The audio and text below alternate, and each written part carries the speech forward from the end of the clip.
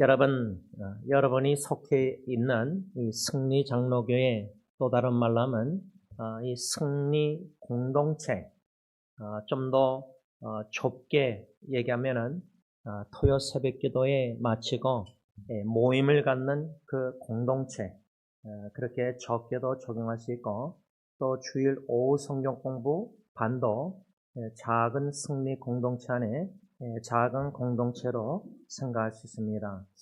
이러한 공동체들을 좀 생각할 때 승리 공동체, 또 가정도 여러분들의 각 가정도 주님 중심된 공동체로 주님이 세우신다는 확신을 가지고 믿음으로 기도할 때 중요한 것은 우리가 원하는 공동체의 모습, 승리 공동체, 또 여러분들 각자 가정을 공동체로 생각할 때 우리 가정은 이러한 공동체가 됐으면 좋겠습니다. 그런 각자의 공동체에 관한 관점, perspective, 기대, 기도가 있을 것입니다. 중요한 것은 그런 공동체론 각자 가지고 있는 것을 오늘 본문 누가복음 17장 11절에서 19절 말씀에 나와 있는 이 한마을, 한마을이라는 단어가 어디 나냐면 12절에 한마을에 들어가시니, 예수님이 들어가신 그 한마을, 한 공동체, 그 한마을, 한 공동체는 어떤 공동체인가? 그러니까 우리가 가지고 있는 공동체에 대한 관점과 기대와 기도와 오늘 본문에서 예수님이 찾아가신 한마을 공동체, 그 공동체는 나병 환자 10명 모여 살고 있었던 공동체. 그런데 우리 가정들은 나병 환자 문둥병이 없고요. 그러나 각자의 질병과 고통과 다양한 질병, 고통, 고난이 있는 공동체라. 간략하게 말하면 우리 가정, 또 승리 영적 가정 공동체는 고난의 공동체, 고통의 공동체, 함께 아파하고, 함께 울고, 함께 하나님께 부르짖고 기도하고, 함께 한 소망을 품고, 오직 주님과 오직 하나님의 은혜로만 생존하고 세워져 나가는 그런 공동체. 그래서 우리가 보고 기도하고 기대하는 가정이나 교회나 어느 신앙 공동체와 오늘 본문에서 말씀하고 있는 나병 환자 10명이 모여 사는 한마을 공동체와 좀 비교하면서 우리의 공동체론 좀 재정립이 되는 기회가 먼저 됐으면 좋겠습니다. 제가 왜 이런 생각을 좀 하게 됐냐면 어제 금일 제가 3분 미만 유튜브 동영상을 인앤아웃 햄버거 사러 드라이브로 가면서 차 안에서 좀 줄 서서 기다리면서 만들었는데 그 3분 미만 동영상 제목은 공동체에 관하여인데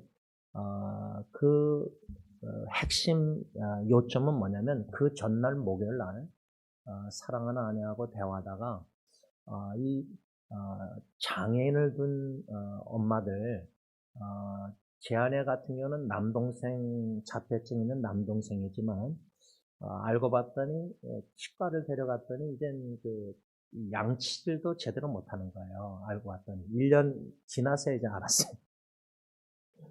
그래서 아마 아내가 그 암벽등반하는 그 자폐증 한 20대 초반 두 엄마가 있어요. 20년 넘도록 엄마가 싱글몸이 아들을 키우고 있는데 거기서 이제 그 물어보니까 엄마가 20살 넘은 아들을 계속 양치질 해주는 거예요. 하루에 3번씩. 그래서 아내가 거기에서 말을 듣고 아내도 처남이 양치질하는 거 가르쳐주고 지켜봤는데 지켜보는 것보다 직접 해줘야 되겠다. 그런 말을 하는 걸 보고 하여튼 여러 가지 생각이 들어서 동영상을 만들게 되면서 그 목적은 그 20대 초반 그 외국인 싱글멈, 제가 직장도 아내하고 한번 찾아갔었는데 그 젊은 엄마가 이 아들을 키움에 있어서 어떤 고충이라 할까 어려움을 제가 엿봤냐면 아마 언니가 두 명 있는데 이 엄마가 이제 막내인가 본데 아들이 장애인이 있고 이혼하고 이제 혼자서 애를 키우잖아요. 그러니까 시블링 언니 둘하고 관계가 멀어졌나 봐요. 자세한 내막은 모르는데 제가 어떤 일이 충분히 있을 수 있을까 할 때 만일에 여러분들 형제들과의 관계 식구들 형제들과 관계 친하잖아요. 그렇죠? 뭐 언니, 여동생, 오빠, 뭐 형, 뭐 다 형제들 있잖아요. 여러분들 살아있는 거죠. 이 형제들의 관계가 어떤 일로 좀 멀어지고 심지어 배척당하고 왕따 따돌림 당할 수 있는가? 가정에 뭐 내가 이혼했든지 내 뭐 자녀가 장애인이고 뭐 내 가정에 뭐 어려움이 뭐 질병으로 막 이러면은 충분히 형제들 관계도 멀어질 수 있구나. 좀 더 심하게 이야기하면 제가 볼 때는 그 싱글멈 자매는 언니들한테 좀 배척당하지 않았는가, 따돌림 당하지 않는가. 그런데 암벽 등반을 통해서 천안과 재현애와 그 싱글먼하고 아들과 또 다른 그 자폐증 있는 또 엄마와 또 이제 다른 장애가 있는 자매 이렇게 암벽 등반을 통해서 공통적인 암벽 등반을 통해서 주님이 공동체를 어카너브한 커뮤니티를 세우고 계시는구나. 그것을 제가 엿보게 돼서 동영상을 만들게 된 겁니다. 그러면은 그 암벽 등반 같이 하는 공통점에서 모인 이 사람들, 그 사람들이 왜 서로 모여서 지난 한 달 전에는 아내가 그 엄마들하고 다 뭐 또 다른 그 암벽 등반 지도자 외국인하고 다 이렇게 얘기해서 캠핑을 간 거예요. 1박 2일로. 근데 그 20대 아들을 둔 자폐증 아들은 엄마는 싱글몸은 같이 우리가 영어 사역에서 볼링도 쳤는데 그 아들이 화장실을 자기 집 외에는 볼링장 화장실도 안 써요. 못 써요. 제가 놀랐어요. 제 처남은 진짜 양반이에요. 그 정도 자폐증은. 야, 별의별 스펙트럼 자폐증 종류가 다양한데 화장실을 공립 화장실을 못 쓰는 거예요. 그러면 캠핑을 처음 가잖아요. 평생 그 엄마가 애를 데리고 아내랑 다 처남이랑 다른 장애인들 그렇죠? 그래서 그 호로보 토일렛 그 바깥에서 소변 뭔가 똥 쌀 수 있는 뭔가 그걸 사가지고 갔대요. 근데 그걸 성공했대요. 그게 처음이래요. 처음 20몇 년 만에. 그러면은 이러한 장애인들의 공동체의 공통점 왜 주님이 무슨 공통점이 있길래 모이게 하시는가? 장애인이에요. 장애인. 자폐. 근데 그런 장애인들 자녀를 둔 뭔가 뭐 형제를 둔 공동체하고요. 건강한 멀쩡한 우리 같은 사람들이 교회나 뭐 찬양대 단체나 이 공동체에 비교해 보면은 어떻습니까?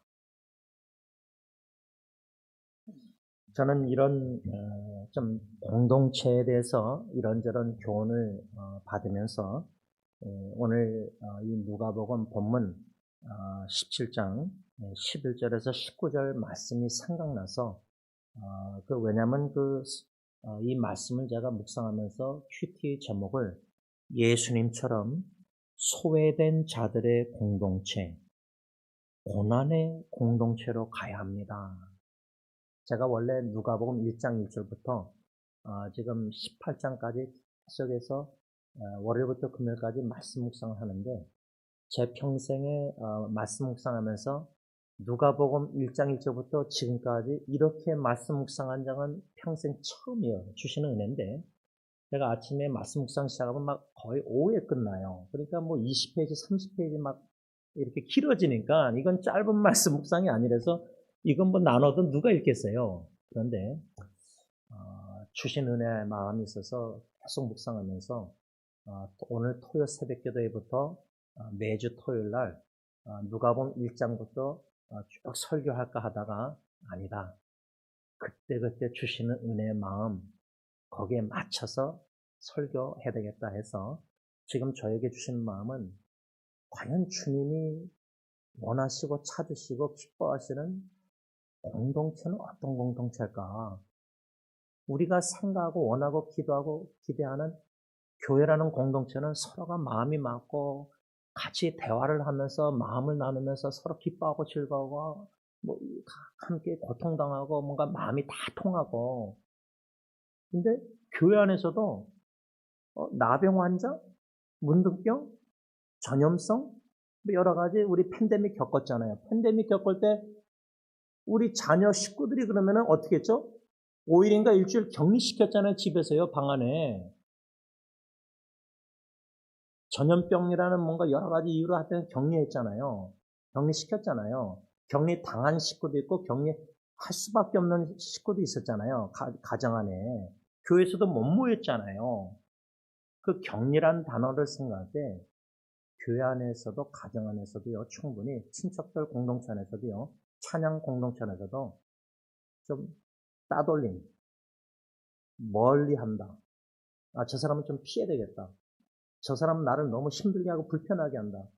저 사람은 나하고 신앙관도 안 맞고 성격도 안 맞고 너무 이래서 내가 상처 있고 디펜스 맥에서 나를 보호하고자 상처 있는 걸 피하고자 교회 안에서도 좀 격리를 시킨다 할까?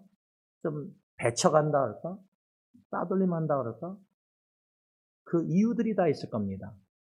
그런 것들을 다 좀 적나라하게 말씀을 통해서 성령님이 들춰내셔서 주님이 찾아가신 이 공동체 한 마을, 나병 환자 10명이 모여 사는 한 마을, 아무도 찾아가지 않는 마을, 소외된 마을. 그런데 그 10명은 공통점이 나병 환자라는 질병으로 모인 공동체에, 고난의 공동체에. 근데 여러분, 질병의 공동체보다요, 장애인 뭐 여러 가지 치매 뭐 이런 거 다 파킨슨, 암, 그런 질병 육신의 고통 자체보다요, 배척당하는 고통, 왕따당하는 고통, 격리당하는 고통, 따돌림당하는 고통, 이 고통이 쉽게 말하면 내 공동체 안에서 단절당하는 고통. 요즘 가정에서 아빠가 열받아서 자식에게 너 집 나가라. 넌 내 자식 아니다. 심지어 그러다가 자식을 버려서 고아원에 들어간다.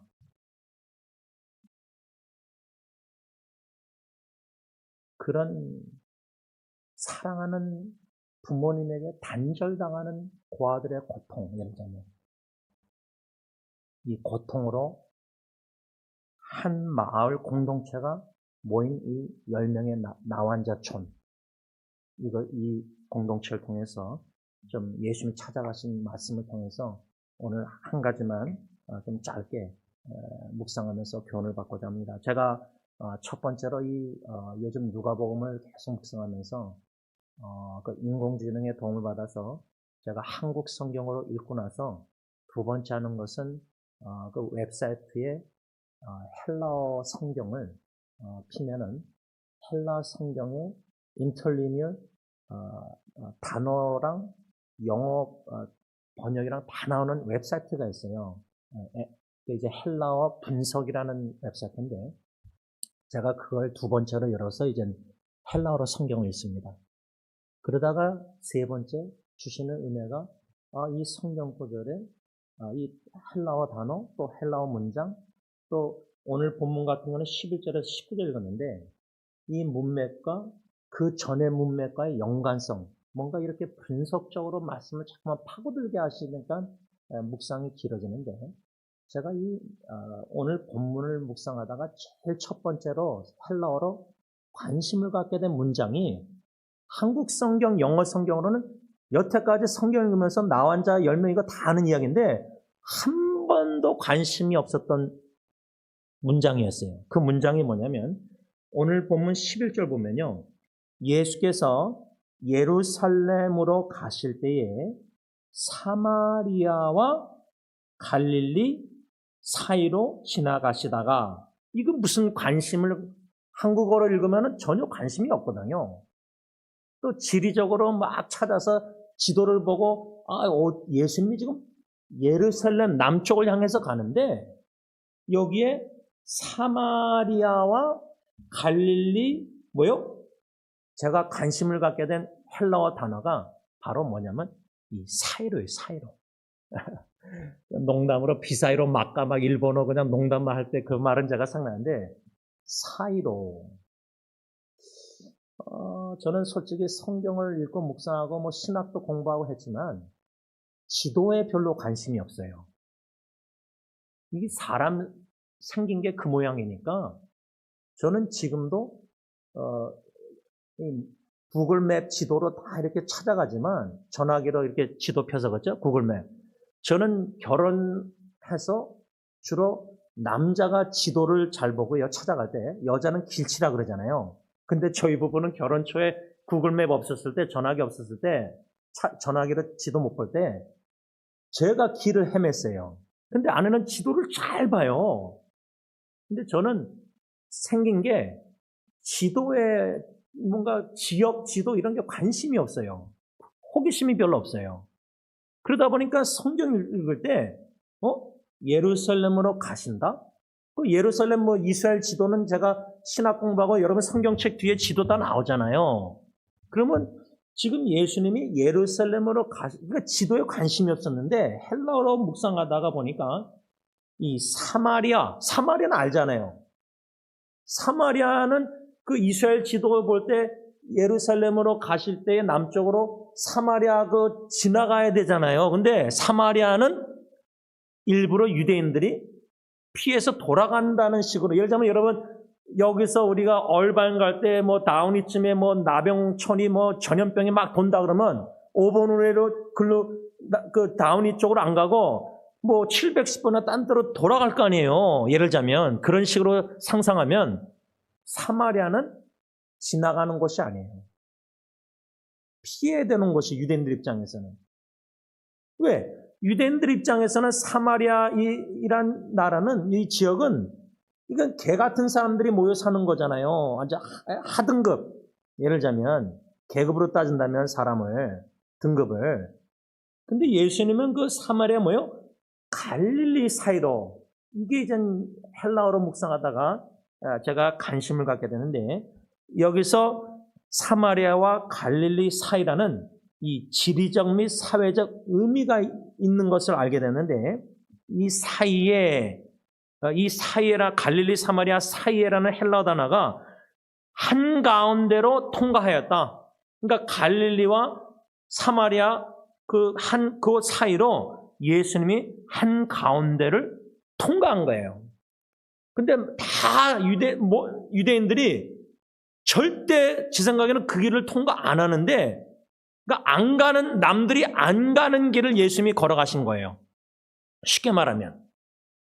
그래서 선교도 남들이 안 가는 선교지에 가는 거예요.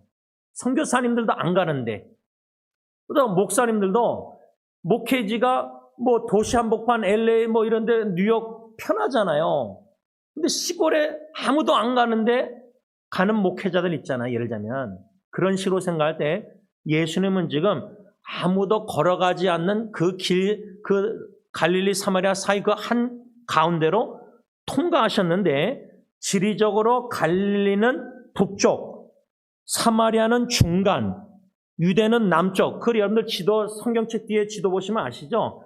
갈릴리는 북쪽, 사마리아는 중가운데, 그다음 유다는 남쪽. 예수님은 지금 예루살렘 남쪽으로 내려가시는 길인데, 갈릴리와 사마리아 접경 지역을 경계선을 따라 동쪽으로 이동하셨다. 그거를 좀 더 다르게 얘기하면은, 이 예수님이 사마리아 갈릴리 사이 한가운데로 통과하셨다. 거기는 경계 지역으로서 유대인 갈릴리 사람과 사마리아인 모두에게 버려진 땅이었다. 그 사이로 예수님이 통과한 그 경계, 예를 들자면 여러분 지금 미얀마 인도 국경, 우리 후원하는 선교사님 부부가 가 있는 거, 그 국경의 난민촌은 미얀마 내전에서 버려진 사람들이에요. 미얀마 정부에서. 그러니까 막 전기도 끄고 막 그 전기 파월도 안 주고 그러잖아요. 또 인도 땅에서도, 인도 정부에서도 미얀마 난민들이 자기 땅에 들어오는 건 누가 좋아해요? 지금 미국 보세요. 남미에서 막 올라오는 사람들 다 못 들어오게 다 막잖아요. 지금요. 이미그레이션. 그러니까 지금 인도하고 미얀마 국경 난민촌에서 그 섬기는 부부를 생각할 때 오늘 이 말씀이 좀 쉽게 들어올 수 있어요. 그 버려진 땅, 일종의 no man's land, 완충지대. 다시 말하면 사마리아인이나 유대인 두 민족이 서로 상종하지 않는 그 원수지가 그런 그 상종하지 않았기 때문에 이 국경지대는 사람들의 왕래가 적고 소외된 곳이었다는 거예요. 버려진 땅. 그러니까 한마디로 버려진 땅에 예수님이 통과하셨다. 그 버려진 땅으로 찾아가셨다, 일부러. 그 말은 뭐냐면 그 버려진 땅에 한 마을에 사마리아인 유대인들에게 같은 동족에게 버려진 사람들이 10명이 살고 있었다. 왜 버려지고 소외됐느냐? 나병, 문둥병 때문이에요. 병 때문에 버려진 거예요. 그런데요, 실제로 고려장군에서 어머니, 아버지 뭐 병들면 버리고 산에 버리고 오고 이런 거요. 제가 티juana 멕시코에서 오래전에 김창 목사님하고 같이 갔을 때 그 양로원인가 그 단체를 운영하는 목사님인가 지도자가 그 지역을 돌아다니면서 쓰레기통 옆이나 버려진 이 노인들, 장애인들을 데리고 와서 먹여 살리는 거예요. 자기도 먹고 살겠는데 부모나 뭐 버리는 거예요. 장애인들을, 환자들을. 여러분 지금 미국도요. 노숙자들이 지금 이머전시로 병원에 들어가면은 인장님이 더 잘하실 텐데 아마 법적으로 병원에서 이머전시 응급실에서 다 치료를 해야 되잖아요. 그리고 어떡하죠? 앰뷸런스나 이렇게 해가지고 그 사람들 휠체어를 어떡하죠? 스키로드 다시 노숙자촌에다 버려요. 거기다 떨궈요. 쉽게 말하면.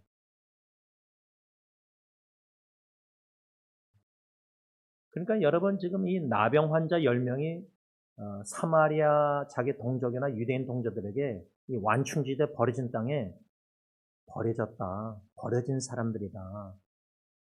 그 버려진 사람들, 그 버려진 땅에 사는 사람들에게 예수님이 찾아가셨다는 거예요. 말씀을 좀 여기서 정리하고자 합니다.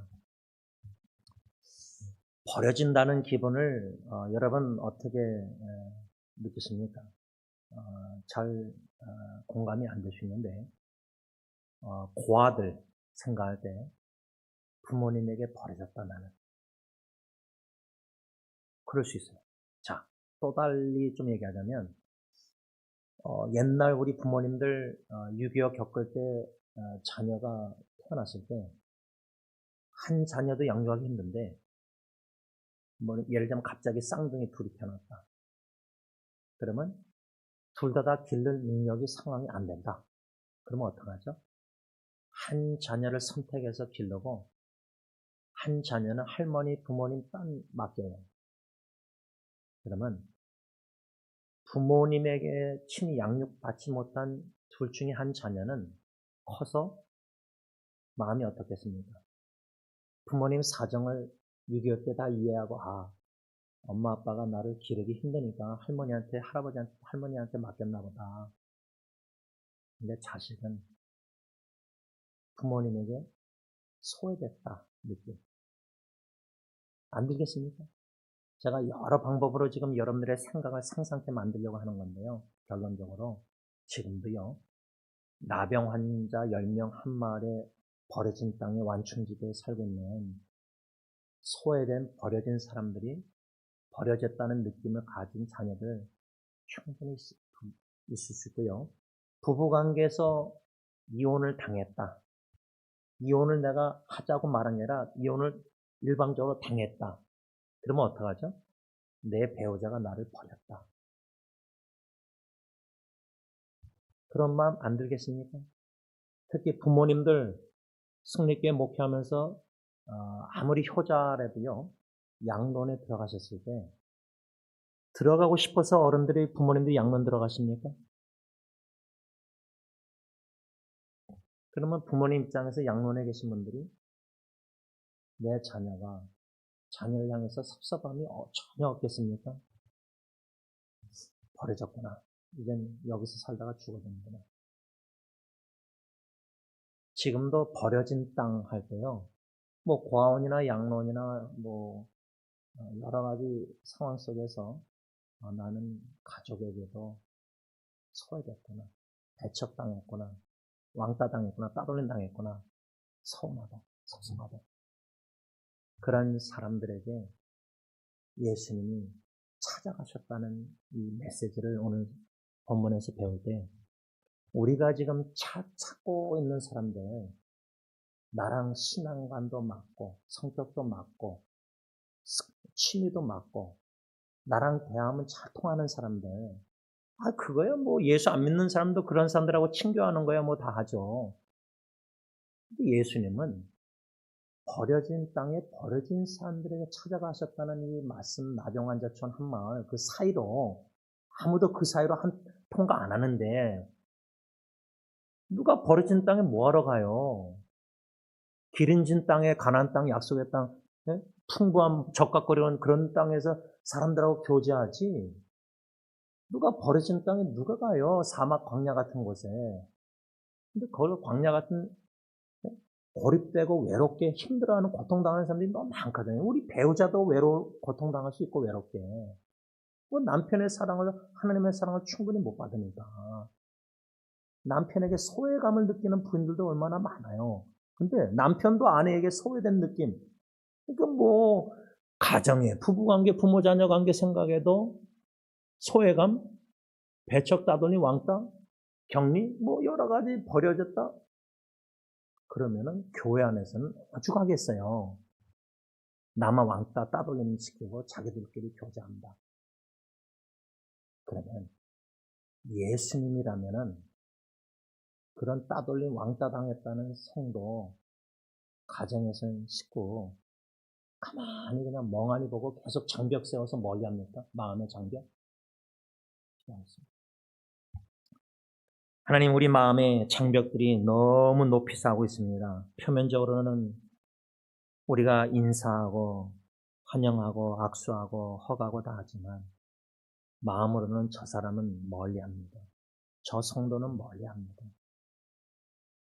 그래야지 편안하게 신앙생활 할 수 있으니까 교회생활. 그런데 예수님은 불편한 그 순종의 길을 걸어가셨습니다. 십자가 고난의 길 자체가 이 땅에 오신 인간의 몸을 입고 오신 자체가 불편한 순종이었습니다. 아버지께 그렇게 순종하셨습니다. 우리의 순종은 불편한 순종이 아니라 내 관점에서의 편안한 편리한 공동체, 교제, 맞는 사람끼리 친교하고 마음 나누고 기도 제목 나누고 철저히 가려져 있습니다. 정직한 신앙생활, 투명한 신앙생활, 취약점도 연약함, 부족한 점도 허물없이 보여주고 그 모습 그대로 받아주는 공동체가 아닙니다. 그렇게 나눴다가는 나를 배척할 거고 나를 멀리할 거고 나를 우습게 볼 거고 여러 가지 이런 너무나 인간적인 세속적인 생각에 가득 차 있습니다. 철저히 들춰내 주시고 빛된 거룩하신 하나님의 임재의 말씀 가운데 철저히 들춰내 주시고 철저히 부서뜨려 주시고 철저히 비워주시고 예수님만 충만히 거하시는 우리 마음 삶 속에 예수님이 사마리아 갈릴리 그 사이로 통과하셨다. 아무도 안 가는 길을 소외된 버려진 땅에 완충시대에 마치 마테오 강마이 선교사 부부가 아무도 안 가는 그곳에 가 있는 것처럼 불편한 순종, 주님의 부르심에 순종할 수 있는 죄들 다 되게 하옵소서. 예수님의 이름으로 기도를 올리옵나이다. 아멘.